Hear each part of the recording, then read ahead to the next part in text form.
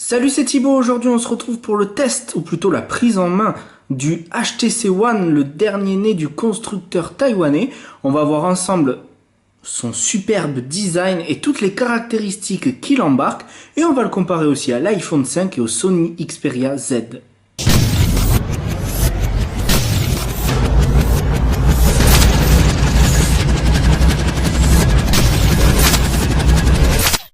Le HTC One que vous avez juste ici, d'abord on va regarder ce que la boîte embarque, comme packaging tout léger, un peu comme le Sony Xperia, une petite boîte, sauf que celle-ci est arrondie. Vous avouerez que je la préfère un peu, je ne pourrais pas vous dire pourquoi. À l'intérieur, vous avez votre bidule et dessous des écouteurs, ici micro USB pour recharger et votre prise secteur. Rien de bien fabuleux. Ah, vous avez petite originalité collée d'ailleurs.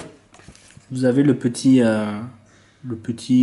de petit sweep pour enlever votre carte SIM et mettre la vôtre. Bref, hop, ça on met sur le côté. On reprend l'HTC One. À titre de comparaison, regardez le Sony Xperia Z à côté. Alors à gauche vous avez un écran de 4,7 pouces et à droite sur le Sony Xperia Z un écran de 5 pouces. Au niveau du design,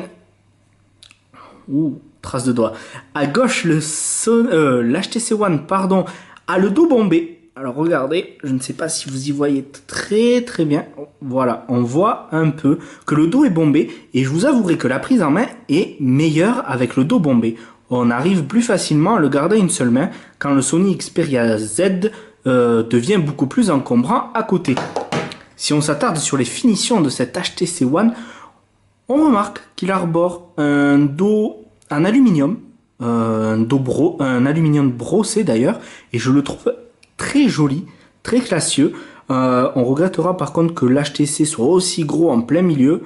Les bandes blanches, c'est à l'appréciation de chacun. Cet HTC One a eu un mois de retard et il arrive face au Samsung Galaxy S4 qui devrait sortir dans une quinzaine de jours. Et donc la concurrence va être assez rude entre le Lumia 920, l'Xperia Z, le Nexus 4 évidemment qui est sorti depuis un moment. Vous avez donc le S4 qui sort, j'ai déjà dit. L'iPhone 6, bon lui il devrait arriver dans quelques mois. En tout cas il y a de la concurrence chez Android. Mais cet HTC One a un petit avantage, c'est son design, que je trouve particulièrement soigné. Ce smartphone, il embarque quoi? Donc je vous l'ai dit, un 4,7 pouces comme écran, Full HD évidemment, c'est la norme. Petit avantage aussi sur le processeur, c'est un Snapdragon S600.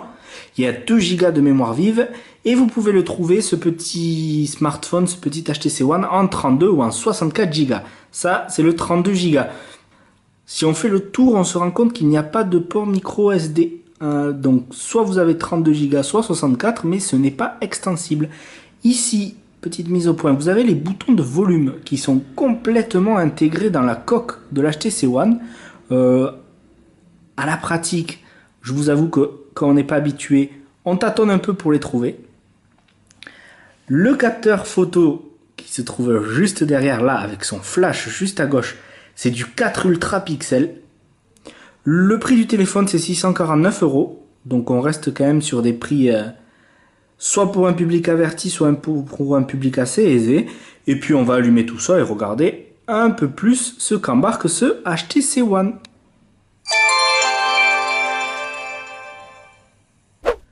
Le HTC One que j'ai depuis quelques jours me convainc assez, je vous avouerai. J'ai passé un mois avec le Sony Xperia Z qui est déjà très bon. Il y avait quelque chose qui me gênait particulièrement, c'était son écran 5 pouces. Je n'y arrive pas, j'ai peut-être des petites mains, des gros doigts, et je n'arrive pas à l'utilisation quotidienne avec ce 5 pouces. 4,7 pouces, c'est pas beaucoup d'écart, mais je crois que le dos bombé du HTC One me convient beaucoup mieux et j'arrive à accéder et à le prendre en main exactement comme je veux. Ça fait un mois que j'étais sur le Sony Xperia Z, donc vous voyez à côté de l'iPhone 5 qui fait rikiki à côté. Et le Sony Xperia Z me plaisait déjà par le fait de son imperméabilité, qu'il prenait pas la poussière, et surtout la surcouche de Sony qui était franchement adorable. Là, sur l'HTC One, vous avez également une surcouche, la surcouche Sense, qui est foncièrement parfaite, je vous avouerai. Et je crois bien que le HTC One, je préfère au Sony Xperia Z. Vous avez le bouton on-off ici. Au début, il est dur à trouver. Vous avez votre premier écran que vous déverrouillez comme ça. Et le premier écran ici, en fait, c'est les news que vous aurez réglées. Vous pouvez mettre Facebook, Twitter, BFM, 20 minutes. Il y a même Minute Buzz. Voilà, hop, voilà. Et en fait, le premier écran qui s'affichera, c'est l'écran, les dernières news que vous aurez activées. Moi, j'ai activé BFM TV pour vous montrer, par exemple. Eh bien, quand j'allume mon téléphone, j'ai les dernières news de BFM TV. C'est franchement sympa, lorsque vous allumez votre téléphone, d'avoir les dernières news qui vous intéressent. Ensuite, vous passez à votre écran. Vous avez ici la meilleure application sur Android qui s'appelle iFit.fr et que je vous invite à tester. Si on s'attarde sur l'interface et la navigation, vous avez Android 4.1.2, c'est le Jelly Bean sur cet HTC One.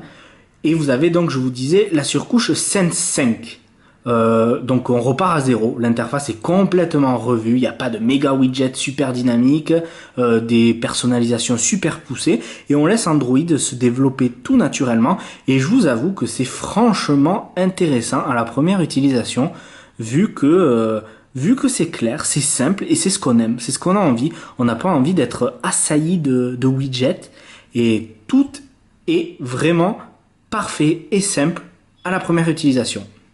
On va pas se mentir non plus, au niveau de la navigation, avec ce processeur et cet écran 1080p haute résolution, c'est super agréable de naviguer sur Internet. Les pages s'affichent facilement, la navigation est aisée, la lecture est confortable. Je vous avoue que pour la navigation Internet, je n'ai pas vu mieux actuellement que l'HTC One. Je verrai avec le Samsung Galaxy 4 dans une quinzaine de jours, mais pour l'instant, cet HTC One est parfait au niveau de la navigation Internet. Peut-être même mieux qu'avec votre iPhone 5. Si vous êtes un gamer, je crois que vous allez adorer le HTC One. Alors, j'ai téléchargé quelques petits jeux pour vous. Ah oui, comme je vous disais en introduction, vous avez deux boutons. Un pour revenir, un pour aller directement à l'accueil. C'est franchement agréable. Si on vient jouer à Temple Run, par exemple, vous allez voir... Je ne sais pas si vous voyez très bien à travers mon appareil photo, mais vous avez une qualité d'image assez impressionnante. Je monte le son, je rappelle que le son c'est du Beats, désactivable évidemment, mais à haute puissance, je peux vous assurer que le son il déchire. Voilà. Les beats évidemment accentuent les basses. Je me suis chié totalement, mais c'est tout à fait normal vu que je n'y vois rien à travers mon écran. Mais je peux vous assurer que le chipset graphique qu'il y a à l'intérieur, c'est de Qualcomm et c'est de l'Adreno 320. Il va vous assurer des belles heures de jeux vidéo sur votre smartphone, comme Temple Run, Real Racing et j'en passe, mais vous allez adorer. Seul petit bémol, à force de jouer et de naviguer sur le net, cet aluminium il chauffe. Et il chauffe ma main gauche en ce moment même. Ça me fait transpirer mes petits doigts et c'est pas super agréable. Ça chauffe vachement vite. On va maintenant venir au petit défaut de cet HTC One, parce qu'il en a des défauts. C'est son appareil photo qui est juste là. Pourtant, on nous dit depuis le début que cet appareil photo cartonne, surtout en basse luminosité. Alors c'est vrai qu'en basse luminosité, il est plutôt pas mal, mais il n'est pas au niveau du Nokia Lumia 920, il est au-dessus de l'iPhone 5. Donc en basse luminosité, il est pas mal, avec son capteur 4 ultra pixels, mais je vous avouerai que ce n'est pas un capteur qui me convient tout à fait dans l'utilisation de tous les jours, parce qu'il y a des grains, il y a du bruit, et surtout lorsque vous sortez votre... photo du téléphone pour la mettre sur votre ordinateur, ne vous amusez surtout pas à zoomer, sinon vous n'y verrez rien, c'est ultra pixelisé et c'est pas super joli. La luminosité est bonne, la gestion des couleurs est plutôt convenable, en tout cas mieux que sur le Sony Xperia Z. Le Sony Xperia Z a tendance à contraster un peu trop le tout. Et sinon, donc c'est le point négatif de ce HTC One, c'est que même s'il est plutôt pas mal en faible luminosité, vous avez un capteur qui n'est pas convenable dans l'utilisation de tous les jours, en tout cas pas autant que j'aimerais. Je pense qu'on a maintenant tout dit sur cet HTC One. Au niveau de l'autonomie, c'est du 2300 mAh, donc avec tout ce qu'il y a sur ce téléphone, c'est une batterie assez petite. Vous tiendrez comme la concurrence la journée, et encore en utilisation poussée, vous tiendrez pas tout à fait la journée. Mais bon, c'est une chose à améliorer avec le capteur.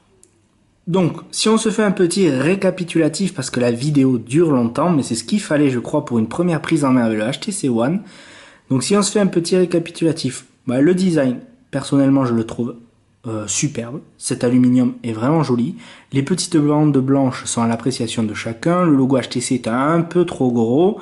Les boutons ici sont vachement incrustés, donc on vient tâter au début pour savoir où ils sont. Le dos est bombé, donc la prise en main elle est meilleure que sur le Sony Xperia Z. Dommage qu'il n'y ait pas l'imperméabilité, ça ferait un bon compromis entre les deux, ça serait vraiment génial. Vous avez deux boutons ici, donc les deux boutons sont assez sympas. Vous avez un premier écran que vous pouvez personnaliser comme je vous ai montré.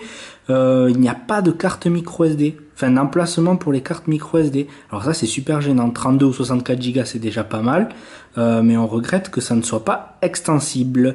Le design, donc on a dit qu'il était plutôt joli, on regrettera peut-être toutes ces grosses bordures, je pense qu'il y a quand même de l'optimisation à faire. Je crois qu'à part ça, on a tout dit. 5.5, il est beau, il est même pratique. Tout a été revu, donc c'est plutôt fluide et pas agressif. L'APN, il est efficace donc en basse luminosité, mais après pour de la photo un peu plus naturelle, sociale, quotidienne, c'est pas du tout ça. On a dit que l'autonomie, il fallait qu'elle soit un peu plus perfectible. Et puis voilà, je crois qu'on a plus ou moins tout dit. Je vous mets le récapitulatif beaucoup plus clair, point par point, en dessous de la vidéo si vous êtes sur iFit.fr. Sinon, je vous invite à venir sur iFit.fr et à télécharger l'application iFit.fr si vous êtes sur Android.